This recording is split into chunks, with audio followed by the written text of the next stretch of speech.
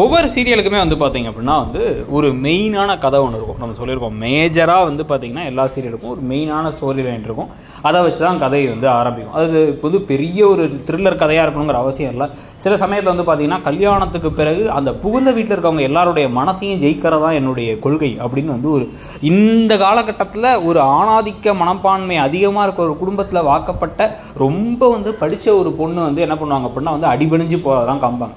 அதை வச்சு அது கூட வந்து ஆனால் சரி ஓகே இதுதான் கதை அப்படின்னு சொல்லிட்டு போயிட்டுருக்கோம். ஆனால் இந்த மாதிரி மகாநதி கதைக்கு கதையாக வந்து ஆரம்பித்த விஷயம் என்ன அப்படின்னா வந்து முதல்ல பசுபதினு ஒரு வில்லன் அவங்க அப்பாட்ட வந்து பணத்தை அடிச்சிட்டாரு. அதனால வந்து இவங்க அப்பாவுக்கு வந்து நம்ப வச்சு துரோகம் பண்ணிட்டாரு. உங்கள் அப்பா இறந்துடுறாரு.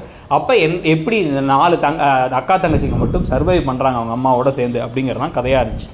அப்போ இன்ட்ரடியூஸ் பண்ணி வச்ச நிவின்கிற கதாபாத்திரம், குமரனுங்கிற கதாபாத்திரம், கொடைக்கானலில் நடந்த கதைகளும், காவேரி தான் வந்து ஒரு மெயினான ஹீரோயினாக கொஞ்சம் கொஞ்சமாக உருவாகி வந்தாங்க. அவங்க ஒரு ஸ்ட்ராங்கான ஒரு ஆளாக தைரியமாக எல்லாத்தையும் ஃபேஸ் பண்ணி பணத்தை வாங்கி கொடுத்தது வாங்கி குடும்பத்துக்காக வாங்கினதுன்னு எல்லாத்தையும் பண்ணாங்க. ஆனால் அதுக்கப்புறம் கதை வந்து ஒரு பார்ட் 2 மாதிரி என்ன பண்ணாங்கன்னா சென்னைக்கு வந்த அப்புறமா விஜய்ங்கிற கதாபாத்திரத்தை புதுசாக இன்ட்ரடியூஸ் பண்ணி அந்த பணத்தை வந்து மொத்தமாக இழந்துட்டார் குமரன். அந்த பணத்துக்காக தான் கதையே ஒரு பக்கம் போச்சு.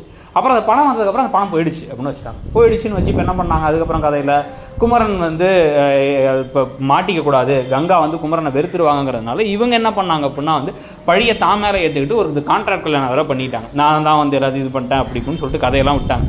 ஸோ அதை வச்சு கதை ஒரு ட்ராக்கில் போயிட்டு இருந்துச்சுன்னு வச்சுக்கோங்க. ஸோ இப்போ அதுக்கு பிறகு வந்து பார்த்திங்கன்னா கதை அப்படியே கம்ப்ளீட்டாக விஜய் காவேரியுடைய காதல் கதையாக மாறிச்சு.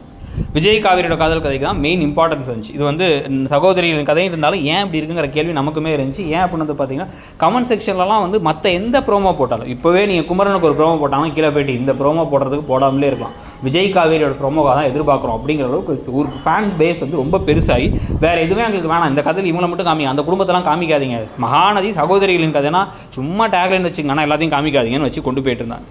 இப்போ அந்த மெயின் கப்பிள் 2 பேத்துக்கும் இருக்க மிஸ் அண்டர்ஸ்டாண்டிங்கை ரொம்ப இழுத்துக்கிட்டே போகிறது. விஜயும் காவேரிக்குள்ளே இருக்கிற விஷயத்தை இழுத்துட்டு போகிறதுக்காக காவேரியை கம்ப்ளீட்டாக மட்டியாக காமிச்சிட்டாங்க. ஆரம்பத்தை தைரியமாக காமிச்ச காவேரியை மட்டியாக காமிச்சு புதுசாக வந்த விஜய் என்ன பண்ணிட்டாங்க அப்படின்னா இதோ அவர் ரொம்ப நல்லவராக அறிவாளித்தனமான விஷயங்கள்லாம் செய்கிற மாதிரியும் இவங்க தான் வந்து ஆனால் வந்து பார்த்தீங்கன்னா அழுதுகிட்டும் எப்போ பார்த்தாலும் எரிச்சப்பட்டுட்டும் கோவப்பட்டுட்டும் மூட் ஸ்விங்கோடய சுற்றிட்டு இருக்க மாதிரியும் இந்த கதாபாத்திரத்தை மாற்றி ஒரு வசனங்கள்லேருந்து எல்லா விஷயத்துலையுமே அவங்க லூஸ் மாதிரியே தான் காமிக்கிறாங்க.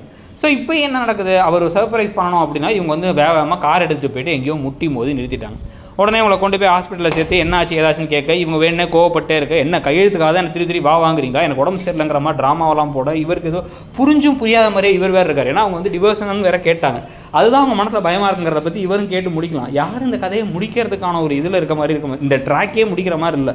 சீரியல் முடிதான் முடியலையாங்கிறது வேறு விஷயம். இந்த ட்ராக் ரொம்ப முட்டாள்தனமாக இழுத்துட்டே போகுது, நிறைய பேருக்கு எரிச்சலை கொடுக்குது. அப்படின்னாலும் பரவாயில்ல அப்படின்னு இழுத்துட்டே போகிறது. இன்னொரு பக்கம் நிவின் ட்ராக்ல என்ன கொண்டு போகிறேன்னு தெரியாமல் அந்த ட்ராக் வேறு பாதியிலே நிற்குது. அதெல்லாம் பற்றி நீங்கள் நினைக்கிறீங்க?